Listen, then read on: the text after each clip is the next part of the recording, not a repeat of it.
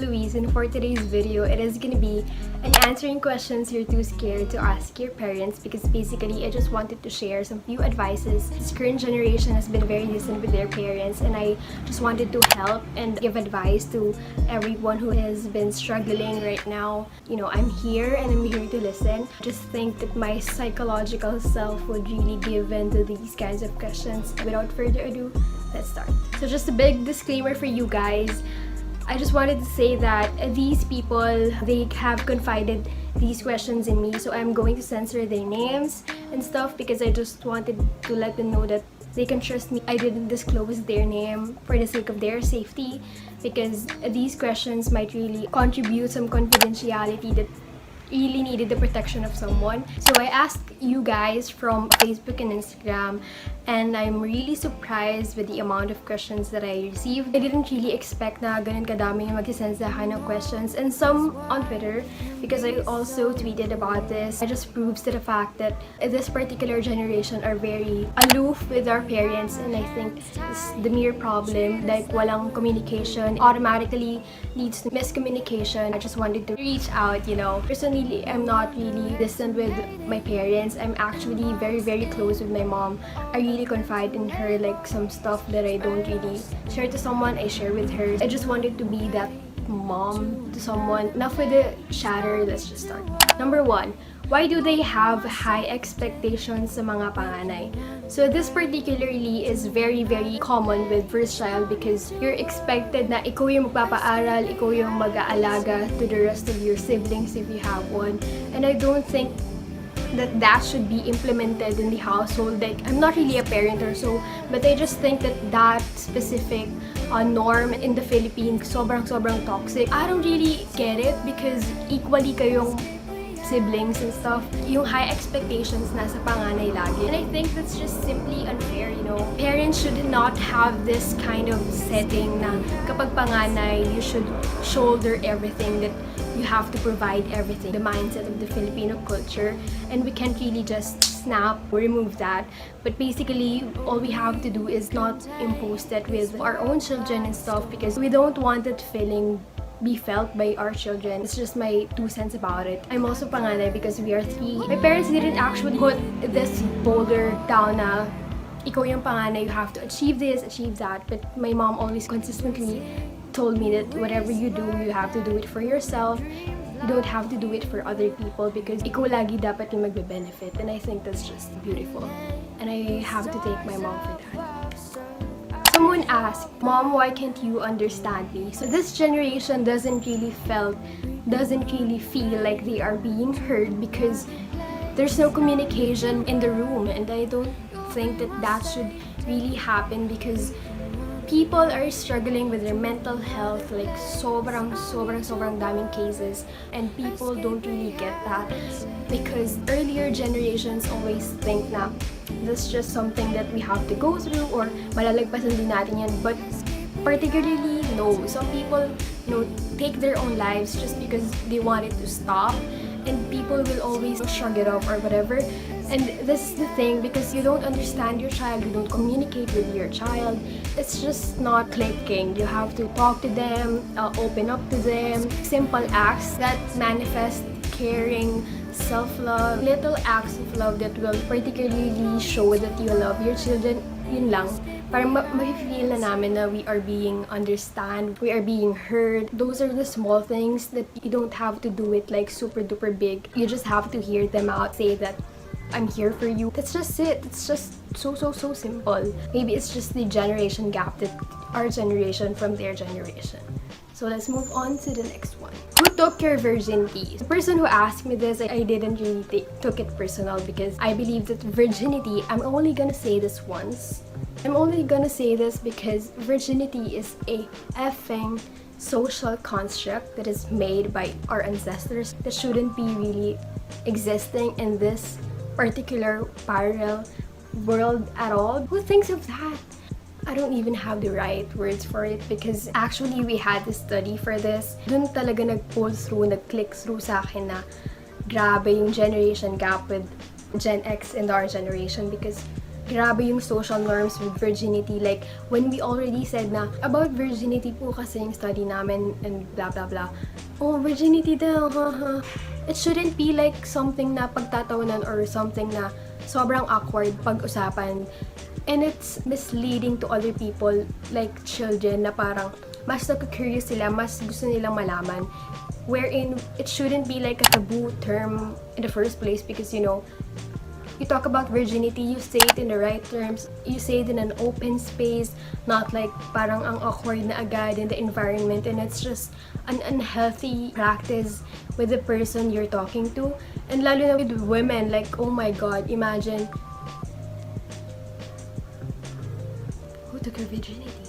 Like, what is virginity in the first place? Women, if you're watching this, just, you know, answer it by that. I don't really care at all. Why did you ever made me? So, this particular question, I'm not going to answer it. Like, syempre, I'm not really parent of this person. There's a reason why you are made in the first place. There's a reason, there's a purpose for you. You have to just let yourself discover, wander around the world, you know, discover whatever the purpose is. Because, you know, at the end of the day, it's not going to be the reason why you were ever made. It's going to be the reason why someone made you, because you wanted to impact something to other people, and that, you know, that's just on period. Next. Did you regret having me? Okay, this is a deep question that I'm not going to be able to answer agad because some people will really take this question off lightly, but no, I'm not going to, because these types of questions are asked by someone who is really questioning himself or herself. We don't really should take it lightly. We really have to talk to this person, parang let them know that they are here, we are here for them. To answer your question, personally, I don't think that your parents have this regret or remorse to have you, because you're his or her child anyway. Whatever happens, somehow, in some time, at some moment, they know that they love you. Because, you know, why would you ever, you know, live in this particular moment in time kung hindi ka talaga nila mahal, diba? Next question. Ito, Ma, bakit sabi mo bawal ako magagusto dun sa best friend ko? So this question is love advice, the cliche type of questions, and I think, bakit sabi mo bawal ako magagusto sa best friend ko? I don't think that you're supposedly listen to your mom about love advices about your best friend. Do you ever filter your questions with your mom na kapag ganito, you're just asking her na ganito, ganyan, ganyan. But then, pag love, I really confide with my mom, like, Ma, gusto ko si ganyan, ganyan, nandito na kami sa stage na ganito, ganyan. But this particular question na parang pinuhibit niya, magkagusto dun sa best friend niya, I just think that your mom wanted to avoid some future circumstances that will certainly hurt yourself, because we have this notion na kapag best friend mo, you're not supposed to love them or have a crush on them. At the end of the day, it's your choice. Number one is your choice. It's going to be your own consequence, your own circumstance to embody mo na lang kung ano, whatever happens if you or may not, you know, confess to them, to your best friend. But then you have to think that you're going to risk it all. You're going to risk the 50% chance of confessing your love and the 50% chance of like maintaining the friendship if yours. You just have to weigh it in. Ano bang mas matimbang? For sure, there's going to be something na mas matimbang. And I think the right moment to confess is kapag nagkaroon din ng mutual, you know, parang nagpo-pull through na din siya. You have to really think it through. Deep thoughts in the middle of the night, dun talaga magpo-pull through yan. And whatever your decision may be, I'm going to wish you luck. Telling to a strict dad having a relationship. So here's the thing. From my own experience, I didn't really said agad-agad when I have my relationship with Aldrin. Hindi ko talaga agad sinabi kay daddy. That's clearly the normal thing na gawin, or the normal thing for a girl who has a strict dad to do. But in the earlier years or in the later years, doon na talaga nag-occur sa akin na the right specific time and the right amount of courage in your heart to let them know na parang, dad, ito na, ganto-ganto. And for me, it was a perfect moment because he turned 18 and Aldrin was second to the last in my 18 roses. And doon na talaga, doon niya nalalaman. But then, before that occurred, I think dads will always have this instinct na kapag meron na nagpapasaya sa'yo or whatever, because I just think that there is, kasi parang nagkakahint na siya. Lagi niya akong binibiro na kailan mo papakita yung boyfriend mo, ganun, kahit hindi ko pa sinasabi sa kanya. And the thing is, kapag ganun, parang gusto niya na makilala. It's just that parang tinatakot ka lang niya, ganun. Basta, for my personal experience, I don't know about your dad. Gusto lang talaga nila maprotektahan ikaw as a girl. I don't really know why they have the notion. Kasi pag lalaki, bakit may ganun? Like, pag lalaki, they have all the women in the world. Pag ganun nila, pag lalaki anak mo, pag babae,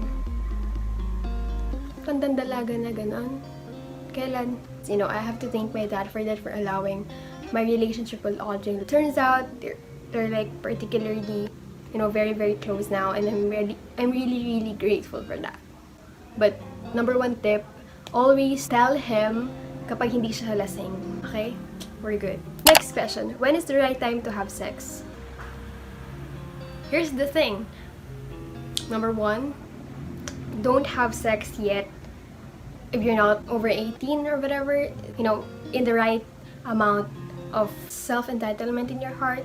And also, it has to be very consensual. If the other person is like forcing you to do this, and you don't want to, please stop. Like, avoid him, report him. Number 3, wala ka talaga sa mindset to do it, just don't. But if you are over 18, it is consensual, safe sex, and I don't permit you to do anything like that. You're aware of the consequences? You may. I'm not going to disclose anything about this because my mom is maybe watching it, so hi mom! Should I give up my dreams for someone I love? Number 1, why would you give up your dreams for someone you love when you can have both? If the someone you love avoids you or is the barrier for something that you want to achieve, it's just like a red flag for, bitch, no, I'm going to achieve my dream first. Not like you first tapos the dream after. No, it's not going to work like that. It can or may work if this is a dream and this is you and we're going to fall through, but you know, dream has to come first, or dream and you will go side by side, but not really you first and the dream. Where should I go if it comes to the point that I have to find myself?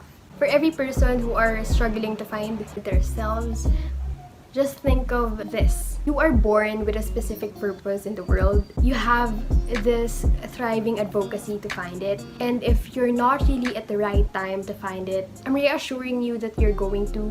If not in the right time, it will someday. Pag nandun na yung right purpose mo, parang siyang puzzle na nagpa-fall down, nagpa-fall through. It's just like feels so absolutely amazing. And I think for some people who are still finding themselves na kunwari sa love, you're not really happy with the relationship, so you excuse na parang I really have to find myself and blah blah blah whatever. And you have to really wait for the time to find it, because it's really like snap, it's done, it's there. That's it. That's yourself. No, it's not going to work like that. Number 1, you have to practice self-love, because it's really the most important thing in the world, because it's basically like loving yourself each and every day, loving your flaws, accepting your improvements, like some things that you have done in the past. You have to really embrace it. It's just one step. The process will going to take time, but then it's going to be worth it. How do I keep my genitals clean po, and what products? My mom always have recommended me to wash your intimate areas with, of course, pH care, Lactacid, or whatever you have. Always keep your coochies clean. Always take a bath. Every day, take a bath. This is a reminder na ang intimate areas, lalo na for the girls, for the women, it cleanses itself. So, it's just normal to have your discharge because it's completely normal. About sending nudes po, I don't know the specific question, but about sending nudes, I just want you to know that number 1, it has to be open-mindedly and consensual, because if the person is forcing you to send nudes, as long as with having sex, girl, don't. Just report them to the police. But if you don't have the right mind to like take nudes, you don't feel the need to, not everyone is asking you to. And also, you don't owe anything to other people. If you're going to take nudes for yourself, and if you are 18, you may. Why is it so hard to tell my mama and papa that I love them? So clearly, this has been also my struggle. Siguro, when I was 13 years old. Pero sobrang struggle talaga sa akin na sabihin personally. But then, my mom and my dad always tell me that they love me, ganyan. Lalo na kapag bago matulog or stuff. It's really an important thing na kahit minsan parang pagtatawa-tawanan nyo, parang pagbibiruan nyo, but then, at the back of your mind when you're sobrang down, something na alala mo yan. That's just beautiful, you know. I always hear my mom saying I love you to me, or my dad saying I love you to me before I sleep goodnight. But then for myself, pag sinasabi mo na siya, it really feels so awkward, diba? And sana'y siguro tayo na parang hindi tayo expressive sa mga sinasabi natin. We really should have to once we have the time, because someday, if the time goes by, if the time comes, we don't have the person to say it to. So as long as you have your time, please do. It's so hard kasi parang nagkaroon na ng barrier with your mom and your dad siguro pag nag-aaway, ganyan. So I think you guys can relate. Hello ate, I'm bisexual. Bi. How do I come out to my parents? So this is also another thing that we have to discuss, because different sexual orientations and gender identity expressions have to be like sobrang tinitake serious, because some parents really don't believe na may ganitong sexuality. Trust me, there will be some people na nagtithink ng ganitong mindset.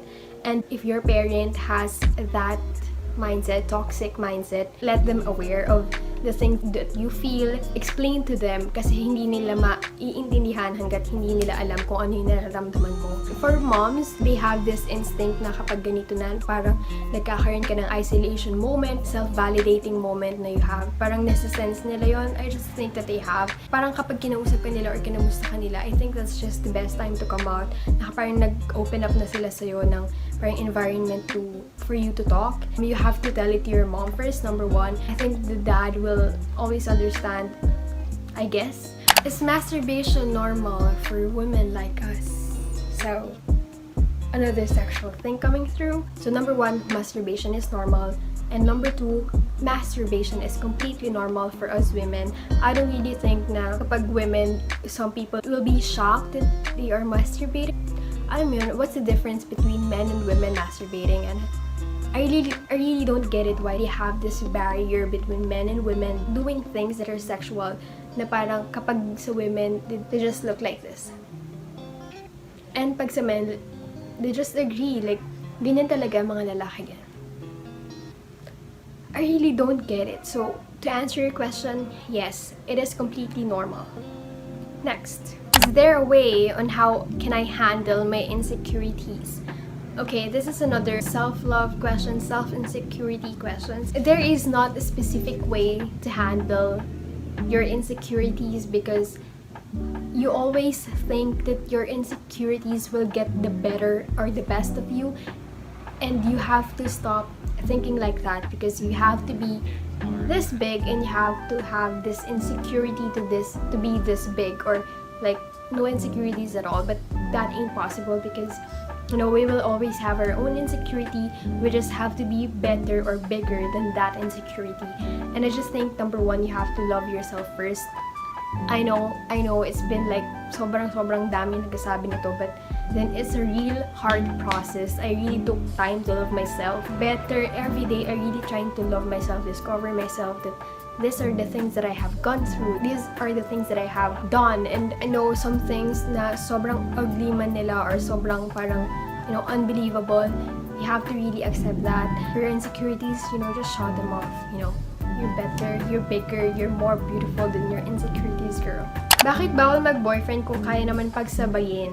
Siguro pagsabayin ng pag-aaral and boyfriend at wala namang ginagawang masama. So the thing is, the same answer is that I had before. Parents that has this parang protective instinct that whenever you have a boyfriend, ganito ang dala niyan, danger, whatever, sex or whatever, teenage, pregnancy, sex. And I just think that you have to brush off that notion, because, girl, same. Hindi naman bad influence yung boyfriend, but I really don't get the point of strict parents. So, the same as before. Again, pwedeng magpahinga kahit sandali lang. So, this is a question that's often talaga yung hard ko. Some of us adolescent people, na parang we always feel like we are so tired, like there's endless of thoughts like coming through your mind, and parang sobrang pagod ka na. Parents really don't understand that. At that particular moment, when you have sobrang bigat na nararamdaman mo, magpahinga ka. Just let the thoughts wash out of your mind. Just lie down, stare at the ceiling, and like think, because trust me, it really helps. Why do you compare your children to other children? So this is perfectly normal. Na parang in the Filipino household or in any kind of household, parang lagi nako-compare ikaw to other people. They don't really see kung ano yung meron ka, but they always see kung ano yung meron sa iba. That's just complete bull. I don't know. You just have to accept it, because they will always going to be like that, but you're not always going to be like that. So prove yourself that you're bigger than that person, Ma, what did you just say? You just compared me to?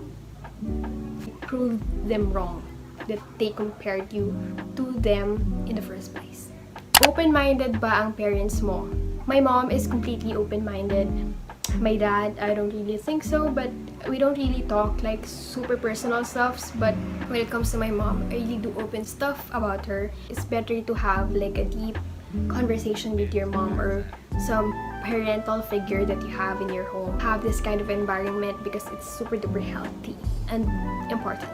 Is it okay to do sexual stuff before marriage? Number 1, again, you have to be legal. Number 2, it has to be consensual. And you have to embrace the fact that there will be circumstances or consequences that may lead to that sexual stuff, and you have to like just accept it. My mom will always say to me na, "Sumamkahanap, ha? Huh?" Naalala ng mommy ko, "Sumamkahanap, ha? Sumamkahanap? Hindi mo alam ang mga responsibilidad." Sexual stuff before marriage is not really advertised, lalo na in the religious community, but it's your choice, it's your life. It's going to be your consequences, and you have to just courage embrace that. Okay, last question. Kaya mo pa ba? Kasi kahit sabihin kong hindi din naman nila maiintindihan. Number 1, advice that I can give you is let your parents know what you feel about them. Lalo na kapag nandito ka na sa point where you have to break down every goddamn night and just cry and just roll over and cry. It's parang let yourself cry, because it's going to be very, very akagaan sa feeling afterwards. But after that, you have to tell your mom or even your dad or even your ate in the household na you're feeling this way, because it's going to be establish this kind of healthy environment with your family, not just with your parents, but it's very important to establish that para hindi mo lahat pasan lahat ng problema mo. You don't have to go through this alone. You have other people. I'm sure you have other people. You have your friends, you have your family, and you have yourself. Kayang-kaya mo yan even when you go through it alone. But remember that there will always be people who can listen, who can talk to you, who can advise you through this. You can even reach me out for some reason. All of us, we can do this together as long as we stick through. And I guess that's it for the vlog. Thank you so much, loves, for watching this video. I hope you have some video suggestions that you want me to do. Just comment it down below. If you're going through something, you can always hit me up on my Instagram or whatever social media platform that I have. It's going to be linked down below. Yeah, I'll just see you in my next vlog. Bye!